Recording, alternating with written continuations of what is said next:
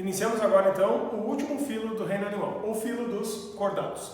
O que precisa para um indivíduo ser classificado como cordado? Então, qualquer tipo de animal, para ser cordado, ele tem que ter obrigatoriamente 3 foletes embrionários, ser triblástico, deve ser celomato, que é aquele indivíduo que apresenta uma cavidade totalmente revestida pela mesoderme lá dentro do desenvolvimento embrionário, deve ser um deuterostômico, que significa que o blastóporo lá no desenvolvimento embrionário tem que originar o ânus, isso é uma característica comum com os equinodermos, deve ser um indivíduo bilateral. Essas são aquelas características, então, as 4 principais que são embrionárias. Só que aí, o que acaba acontecendo é que no final do desenvolvimento embrionário surgem modificações que não existiam nos equinodermos, que é uma característica, então, dos cordados. Então, o que acaba acontecendo é que todo cordado, além de ter essas 4 características iniciais, que é ter 3 camadas embrionárias, ter um indivíduo com celoma para poder alojar sistemas lá dentro, ser deuterostômico bilateral, ele ainda tem que ter outras características. Então, lembrando, se a gente pegar lá no último desenvolvimento, na última fase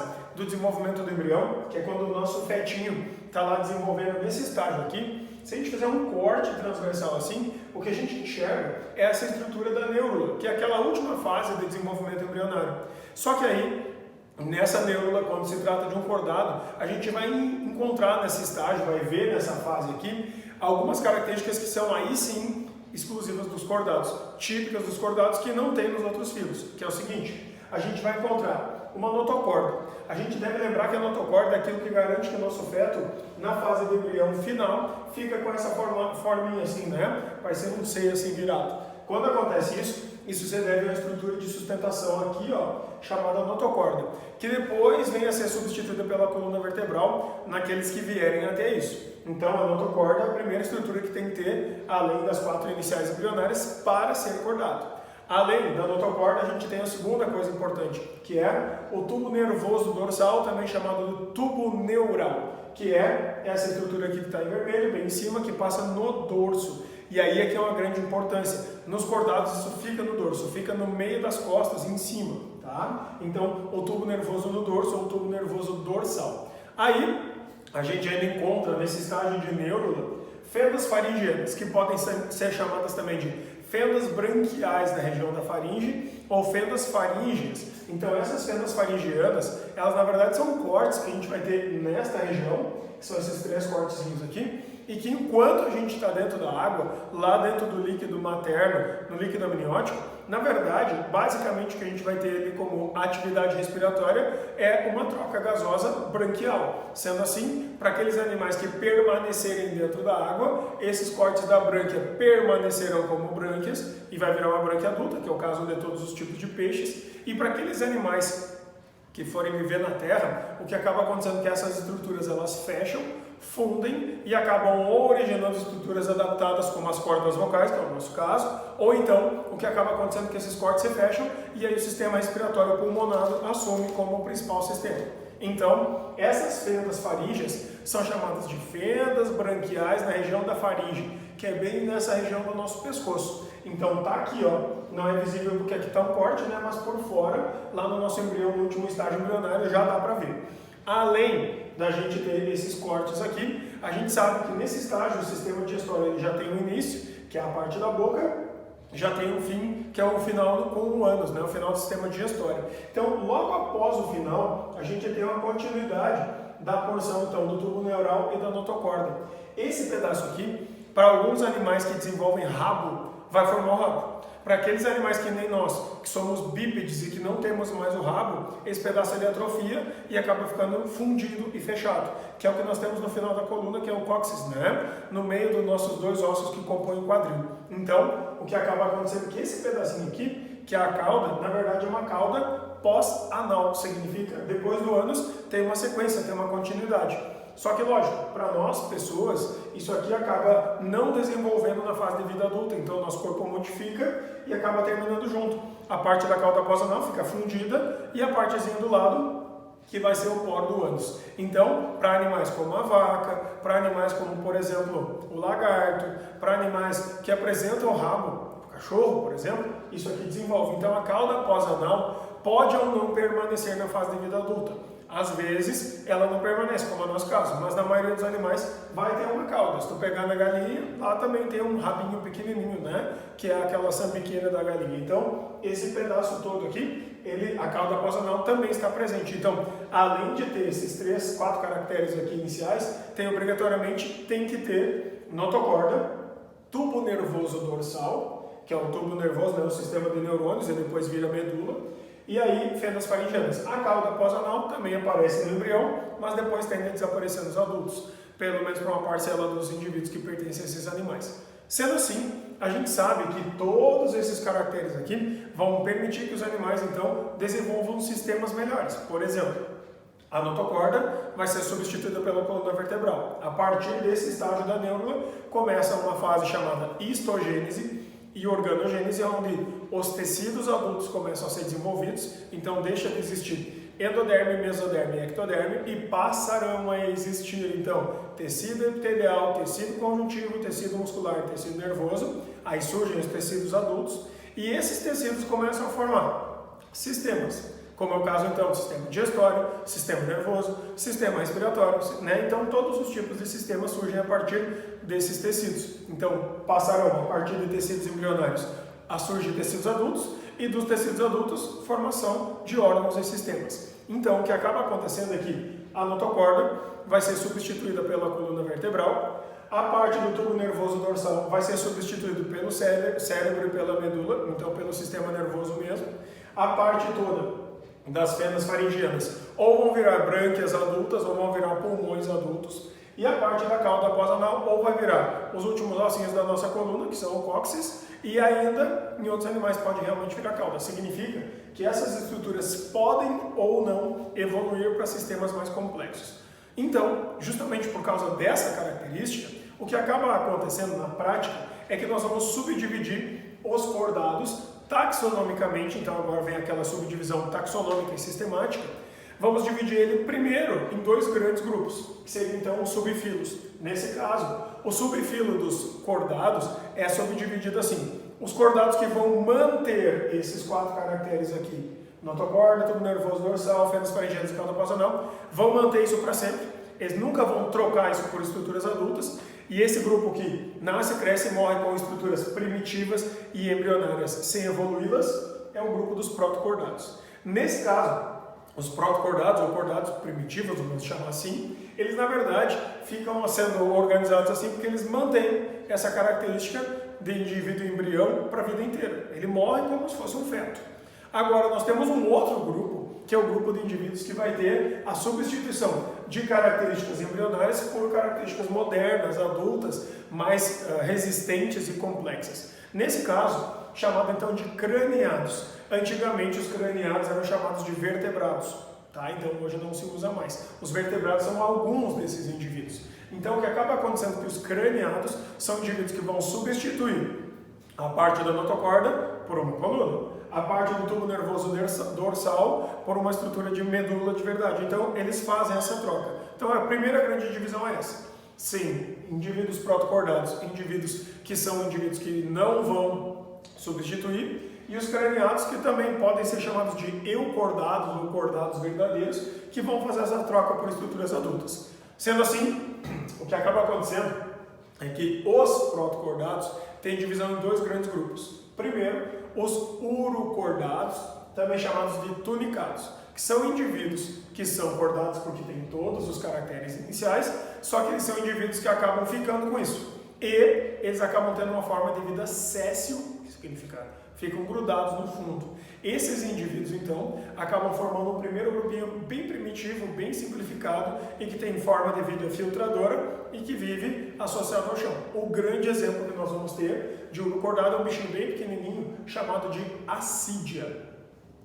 Além desse primeiro grupo, então, nós temos um segundo grupo também de indivíduos protocordados, só que agora esse aqui começa já a remeter mais ao formato conhecido, que é aqueles animais que vão nadar, que é o caso dos peixes. Sendo assim, nesse segundo grupo, os cefalocordados são indivíduos que apresentam uma região cefálica, que é uma ponta que vai ser a cabeça, e uma outra região que vai ser uma espécie de cauda. Então, só que aqui nós vamos encontrar a brânquia, a notocorda em cima, a parte do tubo nervoso dorsal, então já está ali mais visível aquelas estruturas que nós temos para ser cordado. Esse bichinho que representa isso aqui, ele é tão importante porque ele é um bicho que, embora não nade, ele fica enfiado na areia, no fundo do mar. Ele é um bicho que é usado como grande exemplo das 4 características embrionárias para se ter um cordado, chamado de anfioxo ou anfioxo. Esse bichinho aqui, ele é um bicho que é bem visível, assim, até na fase de vida adulta dá para enxergar as características físicas de um embrião.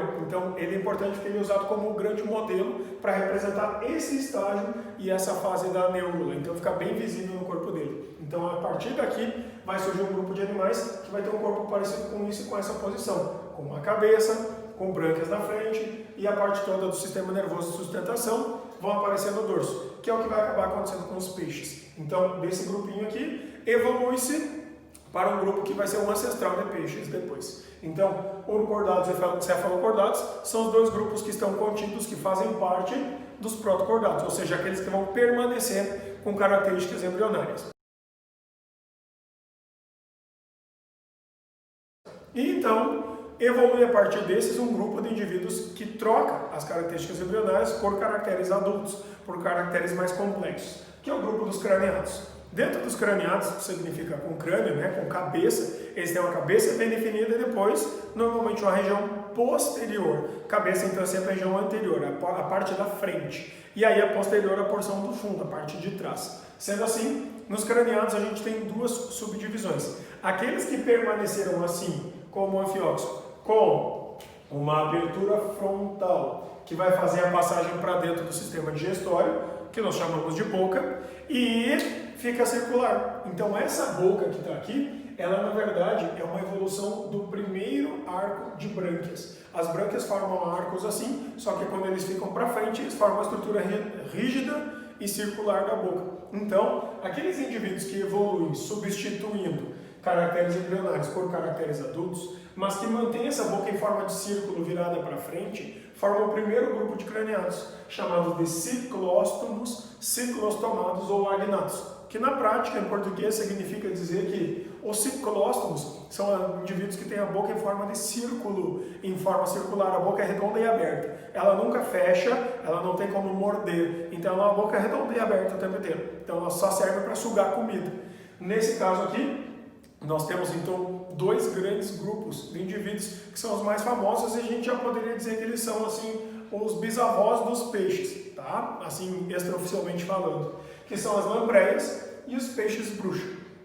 Esses animais, lampreia e peixe bruxa, ou feiticeira também, a peixe bruxa pode ser chamado, são animais que vivem no fundo do mar, têm a boca aberta em tempo constante e eles vivem sugando coisinhas do chão ou então parasitando outros animais. Mas eles já lembram muito os peixes na sua estrutura física, porque tem olho parecido com o peixe, brânquia parecido com o peixe, cauda e nadadeira parecido com o peixe e o processo reprodutivo também lembra muito o processo reprodutivo de peixes. Então é um grupo bem parecido.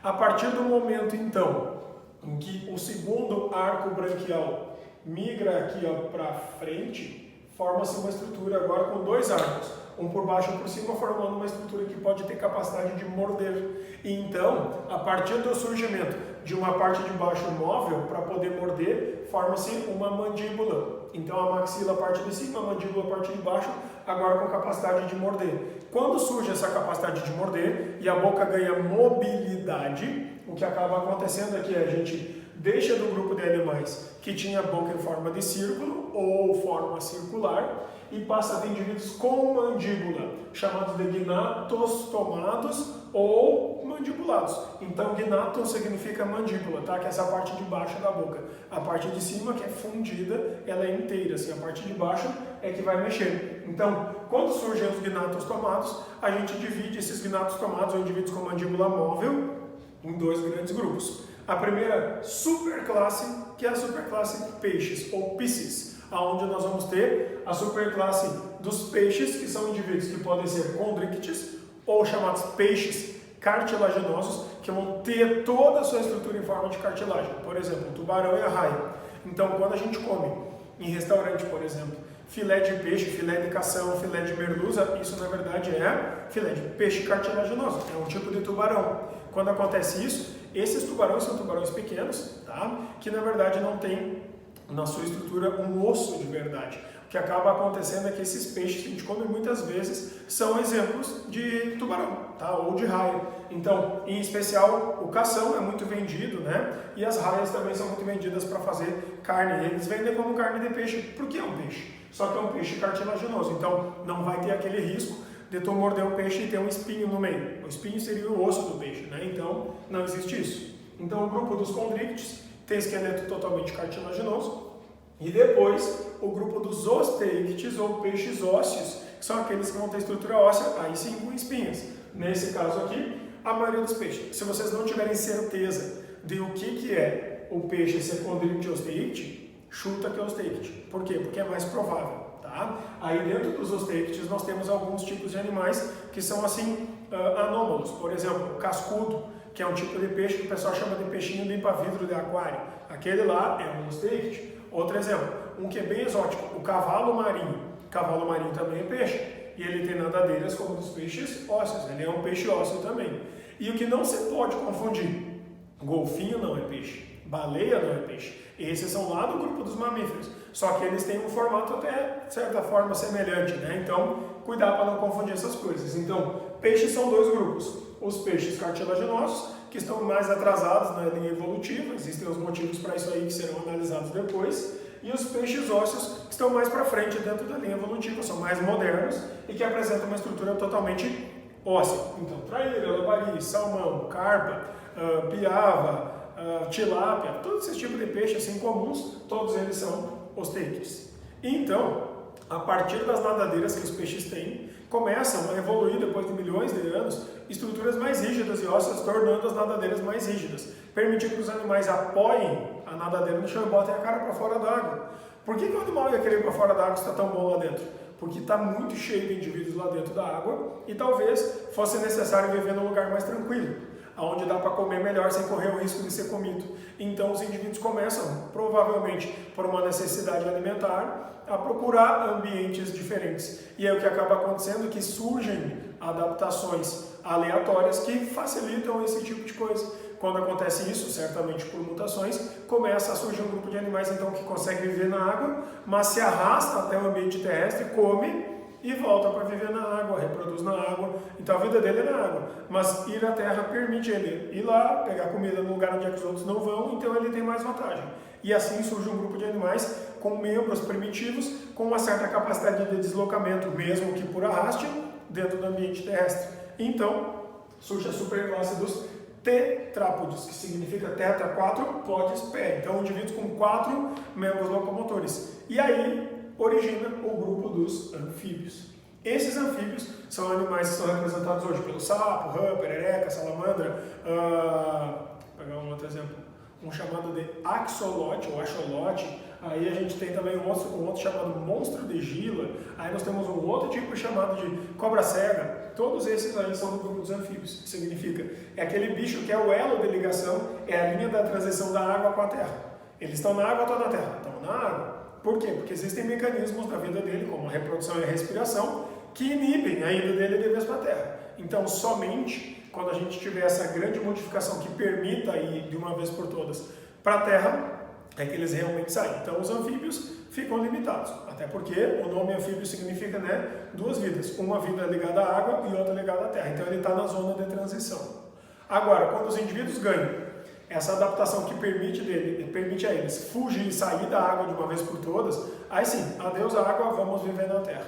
Então a independência da água, ela está ligada nos animais, especialmente a um fator, a reprodução. Depois a respiração, então, mas a reprodução é o fator chave. Então, nesse caso, dos anfíbios surge o grupo dos répteis, que é um grupo de animais que realmente tem essa característica. E essa característica, ir para a terra e ficar na terra, ela tem um principal motivo, chamado de ovo amniótico calcário. Significa o seguinte: quando surge o ovo tipo o ovo da galinha que a gente conhece, aquele ovo, ele tem uma série de estruturas chamadas de anexos embrionários, que são estruturas que estão presas ao embrião, normalmente na porção do cordão umbilical, que permitem respirar, que permitem se alimentar, que permitem excretar e permitem ficar protegido sem sofrer com as variações ambientais como frio, calor, chuva e etc. Então, os indivíduos ficam independentes do ambiente aquático Porque agora eles vão para a terra e botam um ovo. Então, é nos répteis que surge isso. E esse ovo, como ele tem uma casca de calcário, a casca de calcário ela resiste ao calor, ao frio e até a impactos, pancadas. Justamente por isso, a independência da água está ligada diretamente à existência de um ovo. Então, quando surge aquela pergunta assim, quem surgiu primeiro, o ovo ou a galinha? A resposta é o ovo, porque ele surgiu ainda dos répteis. E esses répteis que possuem esse ovo, então, têm a capacidade de ir para a terra e ficar na terra. Então, aqui no grupo dos répteis, jacaré, tem cobra, tem lagarto, tiveram lá no passado, no período Jurássico, lá os dinossauros. Então, o que acontece? Todos esses animais apresentam um ovo com a casca de calcário, que é justamente o grande passo evolutivo que permitiu a saída do ambiente aquático terrestre. Teve outras coisas que ajudaram isso? Teve, por exemplo, fecundação interna, um pênis para botar os gametas lá dentro da fêmea. Teve também troca de pele, tem melhora do sistema respiratório. Só que isso é uma coisa que nós vamos falar quando falar especificamente de répteis. O grande diferencial mesmo é a reprodução, em especial por causa da questão do ovo. Então, do grupo de répteis, surge um grupo de animais que tem homeotermia, que significa animais com temperatura do corpo estável, tipo nós, mamíferos e as aves. Então, ao mesmo tempo, surgiu esse grupo de animais, que se separaram dos répteis. Animais com temperatura corporal constante. No caso das aves, 41 graus de temperatura média constante. E para nós, mamíferos, temperatura média de 36,5. Então, um pouco mais baixo, mas nós, mamíferos, mantemos isso. E as aves mantêm aqueles 41. Então, se a gente passa de 36,5 para 37, para nós, mamíferos, independente do tipo de mamífero, já é febre.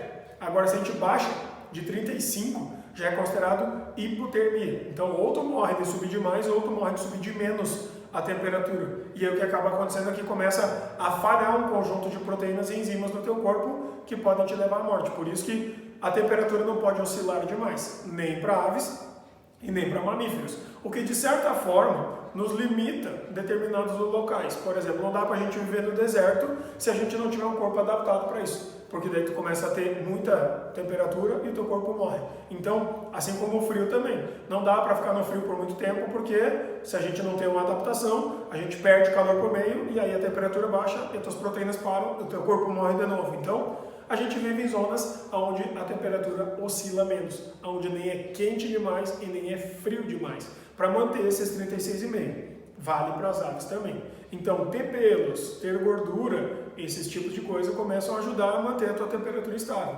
Por isso que a baleia tem uma mega camada de gordura, porque o urso tem uma grande camada de gordura e mais pelos. Por isso que os camelos têm um couro bem grosso e gordura embaixo para isolar do meio. Então, todos esses são animais que ficaram nesses dois grupos. Então, a gente deve cuidar o seguinte, não foi os répteis que originaram as aves e as aves depois os mamíferos. Na verdade, os répteis originaram um grupo. Esse grupo se subdividiu em aves e mamíferos ao mesmo tempo. Então, o que acaba acontecendo aqui dos répteis para aves e mamíferos, a grande mudança é a homeotermia, ou seja, a manutenção da temperatura corporal constante, sempre igual. Os outros anteriores, todos os outros citados, são animais psilotérmicos ou então heterotérmicos, que a temperatura varia de acordo com o ambiente. Se fica frio para eles e eles também ficam.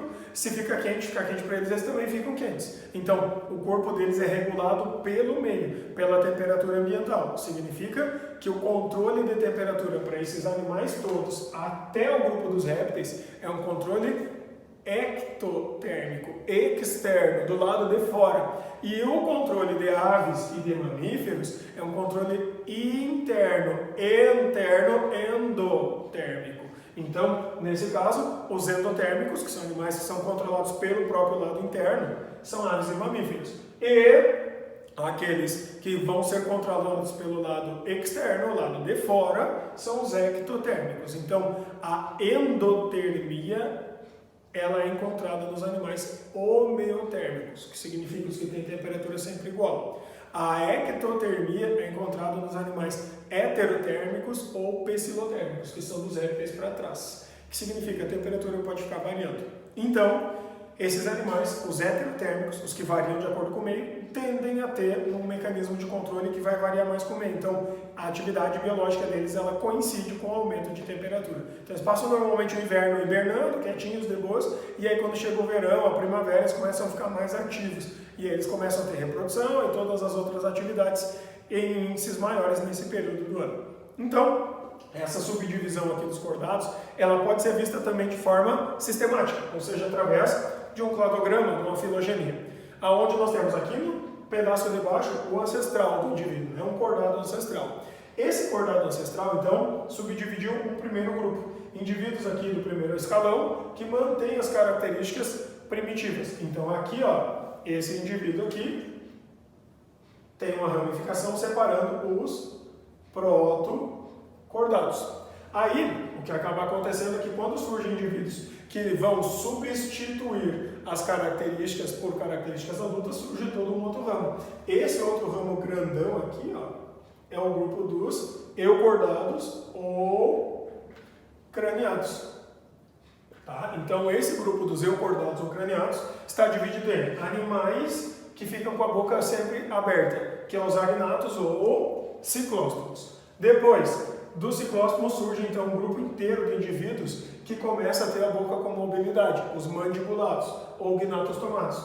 Nesse grupo aqui, um grupo permanece assim, com o corpo com este formato fusiforme e com nadadeiras. O que acaba acontecendo? O grupo dos peixes, condrictes e osteíctes. Aí então, essas nadadeiras aqui são transformadas em perninhas. E aí o que acaba acontecendo é que a gente passa a ter um animal que começa a ter patas para poder se deslocar melhor no ambiente terrestre. E aí começam a surgir os grupos de animais com 2 pares de patas, 2 na frente, 2 atrás. Então, esses indivíduos com 4 patas dão origem para todo o grupo dos tetrápodes, onde nós temos anfíbios, mamíferos, aves e répteis. E então, esses aqui dividem em um grupo que vai originar o ovo, que é todo esse grupo de mamíferos até répteis, e então esses 2 grupinhos do meio, os que ficam aqui, mamíferos e aves, animais com temperatura corporal constante, que são os homeotérmicos. Sendo assim, nós temos uma divisória aqui, que significa surgimento do ovo, não, melhor, de 4 patas, e aqui, ó, surgimento do ovo, que separa esses indivíduos todos. Então, na filogenia, a gente tem uma organização mais ou menos assim. Por enquanto, é a organização que a gente tem baseada nos critérios e dados que nós vamos ter dos cordados até hoje. Lembrando então, resumindo o que a gente estava falando, todo cordado é um animal que apresenta, além das características em comum com os equinodermos, notocorda, tubo nervoso dorsal, fendas faringianas e cauda pós-anal, e esses estão subdivididos por indivíduos que mantêm caracteres embrionários primitivos e aqueles indivíduos que substituem esses caracteres por características adultas, transformando eles então hoje naquilo que nós consideramos como um topo evolutivo dentro dos animais. Os animais maiores e mais complexos estão aqui no grupo dos cordados.